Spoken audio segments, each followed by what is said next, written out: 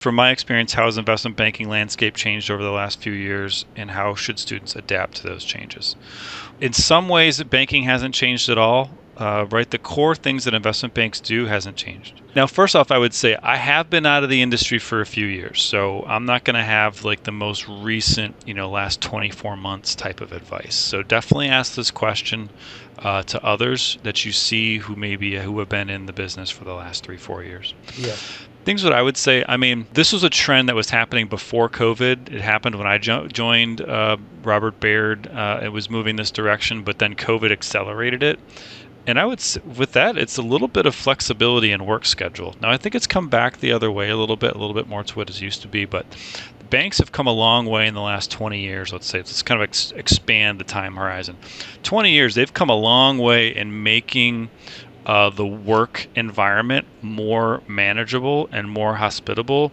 In the early 2000s, the crash of 07, 08, that was a really tough time, not just because of the environment, but also because there was a lot of competition for very scarce jobs. They would ask you to do anything and everything because there was no downside to the person asking you to do the work. They just didn't care, because if you dropped, there would be someone else right behind you. That has gotten better overall. All banking is difficult. Let me be really clear about this. All banking is really hard work. You're not going to find an investment bank where you're working like a cushy 45-hour-a-week job. But one thing that definitely has happened is flexibility. There's more work from home. Now, that doesn't mean you're going to be working from home on Fridays and Mondays. Probably not. You're probably going to be in the office 5 days a week. Expect to be in the office 5 days a week. But work from home typically is going to mean that maybe you can zip home at 7 during dinner time, sign back on at 8 o'clock, knock out a couple more things before you finish out the day. Yeah. But that's what I would say. So broadly, the environment has gotten better, more positive. You don't see people dying underneath their desk.